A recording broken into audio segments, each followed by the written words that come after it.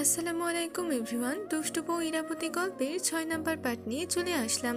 তো চলুন বেশি কথা না বলে গল্প শুরু করা যাক। উফ, মন চাচ্ছে নিজের চুল নিজেই টেনে ছিঁড়ি। ওর কাছে গেলাম গলা চিপে ধরতে। রিমি ডোন্ট কেয়ার ভাব নিয়ে টিভি দেখতেছে, মনে হয় কিছুই হয়নি। কারণ ও জানে আমি চাইলে ওর গলা টিপে ধরতে পারবো না। কাছে গিয়ে থেমে গেলাম। একটু চা করে আনো তো। পারবো না, আব্বু আসলে বলবো কেউ আমার গায়ে হাত তুলেছে। উফ, আজকে আব্বুর বাসায় থাকি বলে সব শুনতে হয়। দাঁড়া খাচ্ছনি, চা বানাচ্ছি। তারপর কিচেনে এসে চায়ের কেটলিতে 2 মগ পানি দিলাম। চিনি বয়মে যা ছিল অর্ধেক ঢেলে দিছি। পাতি দিছি 2 মুঠ মরিচের গুঁড়া, যে কই কই খুঁজেই পাই না। পাইছিলাম, দিলাম 3 চামচ মরিচের গুঁড়া। এমন চা বানাবো যা খাইলে সারা জীবন আমার নাম মনে রাখবি। ইস রে, কি কুটকুটে কালো রং হয়েছে। একটু হলুদ দিব নাকি? না থাক। গ্লাসে ঢেলে যখন কিচেন থেকে আসছি, দেখছি আম্মু চলে আসছে। বাহ, চা বানাতে শিখলে কবে? আম্মু ও অনেক কাজ করতে পারে, শুধু করার না বলে। কই দেখি কেমন চা বানাইলি, খেয়ে দেখি। আম্মু সোফায় বসলো, রিমি পাশে। না, এটা রিমির জন্য। ইস, বউয়ের জন্য কি দরদ। আমিও চা খাবো। বানিয়ে খা। আজব তো, দিবা না কেন ওদের? চা অল্প, আমি খাবো না, আম্মুকে দাও। তাহলে ফেলে দিব। আম্মু এই চা খেতে পারবে না। হয়েছে হয়েছে, আমার খেতে হবে না, রান্না করতে হবে, আমার অনেক কাজ। আম্মু কিচেনে আর জান্নাত রুমে চলে গেল। হারামি, ও বুঝে গেছে কিছু একটা গড়বড় আছে। আমিও নাকি কম নাকি? চা নিয়ে বেসিনে ঢেলে দিলাম। এটা কি হলো? আমার চা কই? এই না বলে খাবে না, তাই ঢেলে দিলাম।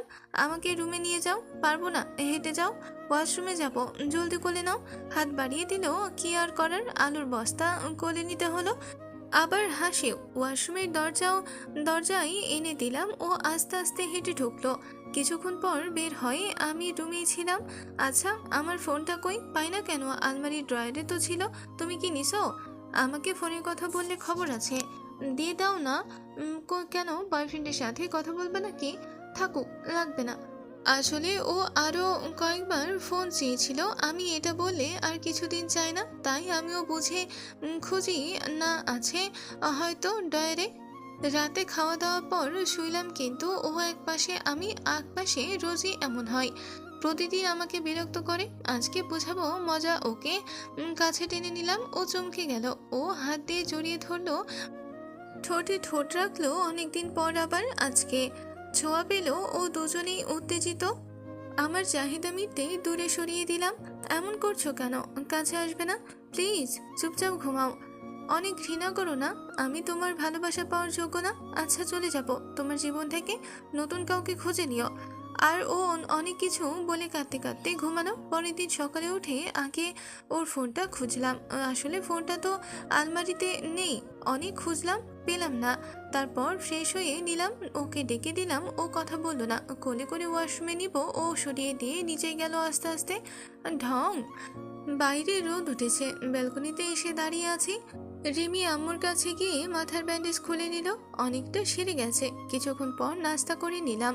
আব্বু, আমিও অফিসে যাব। বৌমা সুস্থ হোক আগে। আমি সুস্থ হয়ে গেছি, কিন্তু কোনো কিন্তু নেই। আচ্ছা। তারপর অফিসে চলে আসলাম। রিমির সাথে তেমন কথা বলিনি, আর রিমিও বলে না, এতে আমার খুব রাগ ওঠে। ভাব নিলে আমিও নিব। আমি নিব, ও কেন নিবে? মন চাই গলা টিপে মেরে ফেলি। আমার রাগ আমি রাতে ওকে দেখাই, এতটা কাছে টেনে আবার দূরে সরিয়ে রাখি।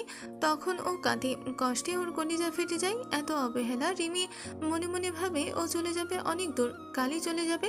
পরের দিন আমি অফিসে চলে আসছি। বাসায় গিয়ে শুনি রিমি চলে গেছে ওদের বাসায়। রুমে এসে দেখি একটা চিরকুট পড়ে আছে বালিশের উপরে। প্রিয়, তুমি হয়তো কখনো জানবে না সত্যিটা কি ছিল। তুমি তো জানতেই চাওনি কখনো, শুধু ভুল বুঝে গেছো নিজের জায়গা থেকে। তুমি তো আমাকে বিশ্বাসই করতে পারলে না। তুমি চাইতে না এই বিরক্তিকর মানুষটা তোমার জীবন থেকে চলে যাক। আজ তো পূরণ করে দিলাম। আর তোমার চাহিদা পূরণ করার জন্য আরেকজনকে সঙ্গী করে নিও। ভালো থেকো। এতে রিমি। এটা পড়ে অনেকটা খারাপ লাগলো খাওয়ার সময়। আচ্ছা আম্মু, রিমি কি বলে গেছে? বললো তো কয়দিন পর চলে আসবে। আর কিছু বললাম না। রাতে বাইরে গেলাম সিগারেট খেতে, আর আসার সময় 1 প্যাকেট কিনে আনলাম। রুমে আসার সময় জান্নাতের রুম থেকে কথা বলার আওয়াজ পেলাম, কিছু বললাম না। রুমে এসে র্যাকিং চেয়ারটায় বসে 8টা সিগারেট শেষ করলাম। আজ ঘুম পাচ্ছে না, রাত 3টা বাজে। তারপর কখন যে ঘুমিয়েছি খেয়ালই নেই। সকাল 8টায় আম্মুর থাপ্পড়ে ঘুম ভাঙলো।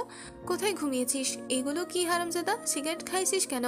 এই ইয়াসিনের আপু, এদিকে আসো তো। কই আসছো? কিছু বললাম না, ওয়াশরুমে গেলাম। মাথা ঝিমঝিম করছে, গোসল করলাম। এতক্ষণে ফ্রেশ লাগছে। আম্মু ভাত দাও। আমাকে আম্মু ডাকবি না? ধেত, বাইরে চলে আসলাম। আম্মু ডাকলো, আব্বুও ডাকলো, কিন্তু শোনার ইচ্ছে নাই। যা হবার হবে। আম্মু রিমির সাথে কথা বলছে, ও আমাকে নিয়ে না গেলে আমি যাব না। ওরও রাগ কম না। আর আমার ভাবনা, এই পৃথিবীতে থাকতে থাকতে বোরিং হয়ে গেলে মরে যাব। জানি না এটা ডিপ্রেশন নাকি অন্য কিছু। বাইরে দোকান থেকে নাস্তা করে ঘুরে ফিরে দুপুরে বাসায় আসলাম। বাবা, কি হয়েছে তোর? এমন পাগলামি করছিস যে? কিছু হয়নি, খিদা লাগছে, খাবার দাও, ফ্রেশ হয়ে আসছি। রুমে আসতে আসতেই শুনতে পেলাম জান্নাত আবারও ফোনে কারোর সাথে কথা বলছে। ওই, ফোন কই পাচ্ছিস? কালকেও রাতে ও শুনছি ফোনে ফিসফিস করছিস। আর কার ফোন এটা? ভাবির। তুই নিয়েছিস কেন বেয়াদব?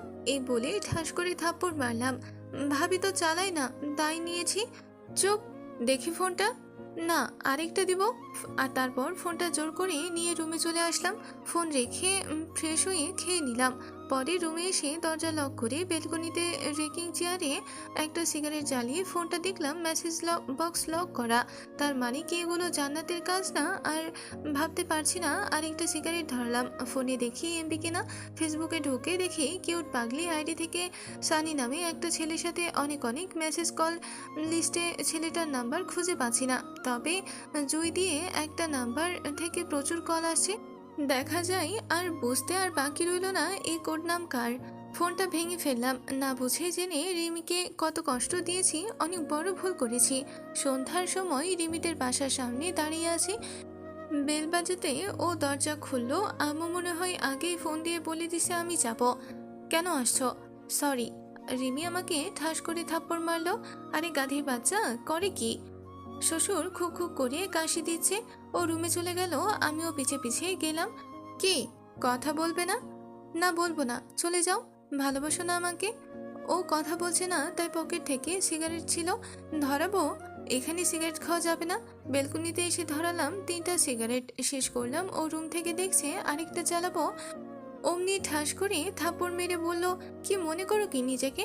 এত কষ্ট কেন দিবে? সিগারেটটা ফেলে দিয়ে জড়িয়ে ধরলো। এত মার আমি কখনো খাইনি। আমি মারবো? চোখ মুখ এমন হয়েছে কেন? এত ভালোবাসো? কখনো তো বুঝলে না, শুধু কষ্ট দিয়ে গেলে। আমাকে কি মাফ করা যায় না? অনেক ভালোবাসতে হবে, পারবা? হুম। কিছুক্ষণ পর মীরা ডেকে গেল। শাশুড়ি আম্মু খেতে ডাকছে। রাতের খাবার সবাই একসাথেই করলাম। ঘুমানোর সময় এই আদর করো। আমি জড়িয়ে ধরলাম। আর দূরে দূরে রাখবা। জানো, তুমি যখন অবহেলা করতে আমার মরে যেতে ইচ্ছে করতো। কলিজা, আর বলো না। অনেকদিন পর পর আজ রিমির অনেক আনন্দ হচ্ছে। বুকে শুয়ে একটা কথা বলি। হুম। তোমার মেয়ে বেবি চাই না ছেলে? কোনোটাই না। ধ্যাত বলে দিল কিল বুকে। বলো না। বেবি নেওয়া অনেক রিস্ক, অনেকে মরে যায়। আমি চাই না রিস্ক নিতে। তোমাকে ছাড়া আমি একা থাকতে পারবো না। এই বলে আরেকটু চেপে ধরলাম বুকের সাথে। এমন হইলে কেউ বেবি নিত না, কিছু বোঝে না। এই শোনো না, আমার না মেয়ে বেবি অনেক পছন্দ। ছোট ছোট হাত পা আমি কোলে করে রাখবো। কিছু বলছো না কেন? ঘুমাও না, অনেক রাত হয়েছে তো। পাগলি একটা, কিছু বললো না ও সকালে। এই ওঠো, এত সকালে ওয়াশরুমে যাব তো যাও। হেঁটে যেতে মন চায় না তো? একটু ঘুমাতে দাও না। নো ঘুম। উফ। ওয়াশরুমে দিয়ে এসে শুয়ে পড়লাম আবারও। রিমি গোসল করে টাওয়েল পরে রুমে আসলো। ও হয়তো ভাবছে আমি দুষ্টুমি করব, কিন্তু আমার প্রচুর ঘুম পাচ্ছে। আমি ঘুমিয়ে আছি দেখে ওর একটু মন খারাপ হলো, কিন্তু কিছু বললো না। শাড়ি পরে ঠোঁটে হালকা লিপস্টিক, চোখে একটু কাজল, আর কপালে ছোট একটা কালো টিপ দিল। রিমি মনে মনে বলছে ঘুমাও, পরে দুষ্টুমি করতে এসব খবর আছে। ও আমাকে আকর্ষণ করার জন্য এমন সেজেছে, আবার কাছে আসলে অনেক কথা শোনাবে, এমন মনস্থ করে রেখেছে। তারপর ওর আম্মুর কাছে কিচেনে গেল। উনি ভোরবেলা ঘুম থেকে উঠে থালা বাসন হাঁড়ি পাতিল মাঝে নাস্তা বানায়, চা করে। আম্মু, চা বানাইছো? তুই কেন আছিস মা এত সকালে? আমি সব পারি, দাও আমি চা বানাচ্ছি। আরে পাগলি, তুই যা, আমি বানিয়ে দিয়েছি, সরো তো। তারপর রিমি চা বানালো। আগে ও আর আব্বুকে চা দিল, তারপর রুমে আসলো চায়ের কাপটা রেখে। আজকের গল্পটি এ পর্যন্তই শেষ হয়ে গেল। পরবর্তী পার্ট পেতে অবশ্যই চ্যানেলটিকে সাবস্ক্রাইব করে রাখবেন।